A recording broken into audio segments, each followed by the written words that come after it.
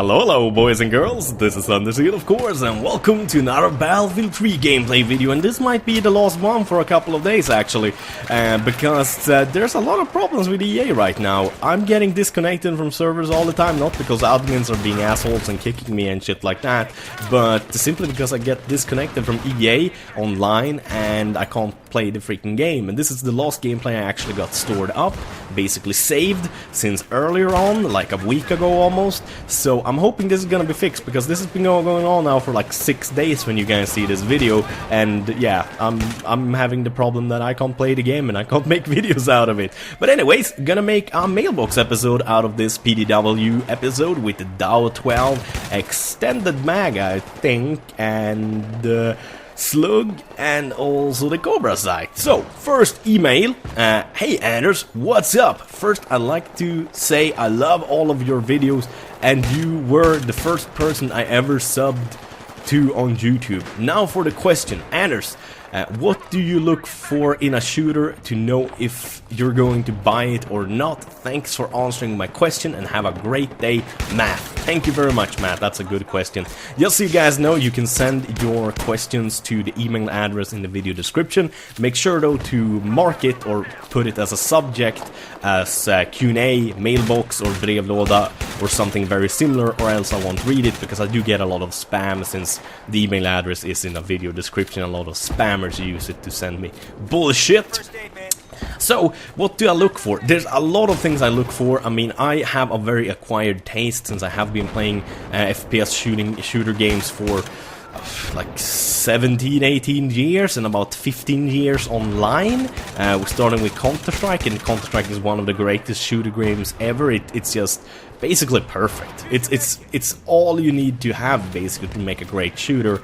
Battlefield kind of builds upon that and adds some extra things, but also of course retracts some of the good things about Battlefield or about Counter-Strike. But so, as usual, I'm gonna use Battlefield as a subject.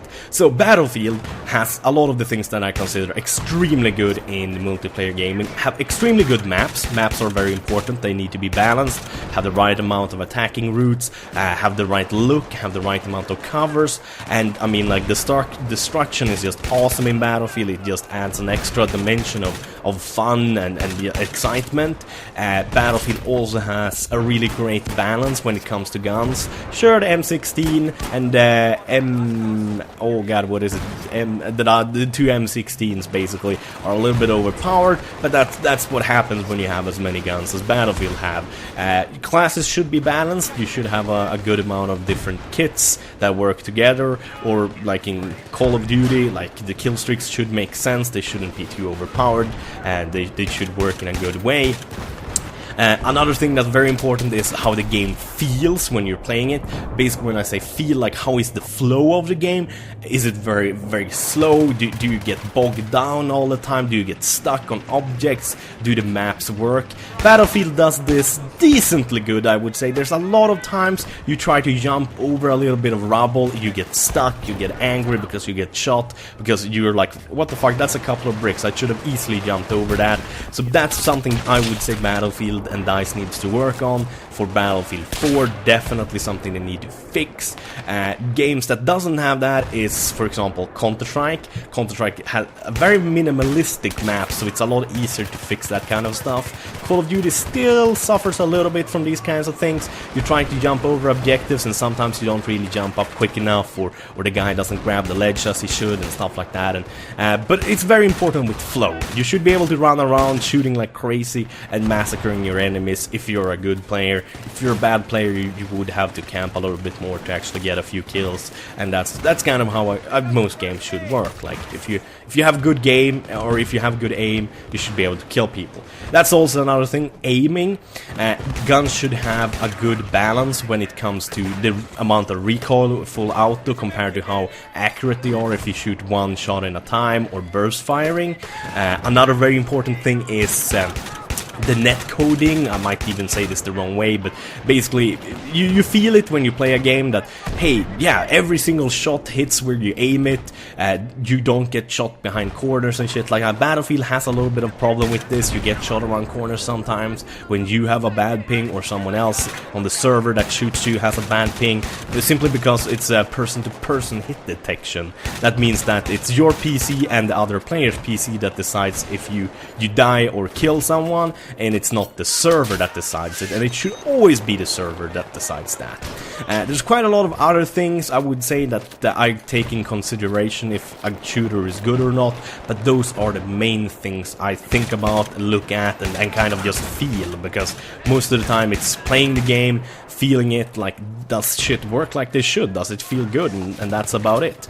So, let's go to a second email, try to get two in here. Hi Anders, I'm 13 and I make videos on YouTube. Some people think that teenagers like me should stay away from YouTube, but when you're an adult you don't have the same time to make videos as you do when you're a teen. What do you think? And yeah, I'm from Sweden. Jävlar vad coola vi är.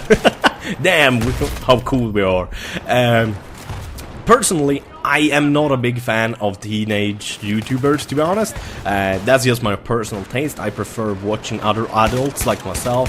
I'm 25 years old now, so I very rarely ever watch a channel that the person is maybe under the age of 20 or something like that. It almost never happens, but I guess like if you're 12, 13, 14, 15, 16, 18, around there, I mean, then you're probably gonna like watching other teenagers and other people about your age doing videos. I mean, it's so personal, but me personally, I'm not a big fan of it. I don't think you should remove teenagers from YouTube though, but personally, I've never seen any teenager make it big on YouTube, and I think the reason is that people much rather watch grown-ups simply on YouTube, and it's very, very hard to make a good channel as a teenager, since I think you have to kind of learn who you are first, and it's very hard to know who you are when you're 13 or 12 or 15 or 17. That kind of stuff comes around age, at least for me personally. I kind of learned who I was around age 21, 22 there somewhere, when I kind of grew up and got more responsibility and had more shit to do, basically. That was more important than just like going to school and getting drunk sometimes. So yeah, that's my personal opinion. I'm not saying quit doing YouTube just because you're a teenager, definitely not, because who knows, you might be the next PewDiePie. I don't know. But personally, I'm not a big fan of watching videos made of teenagers or young adults. As usual, thank you guys for watching, have a wonderful day, bye bye.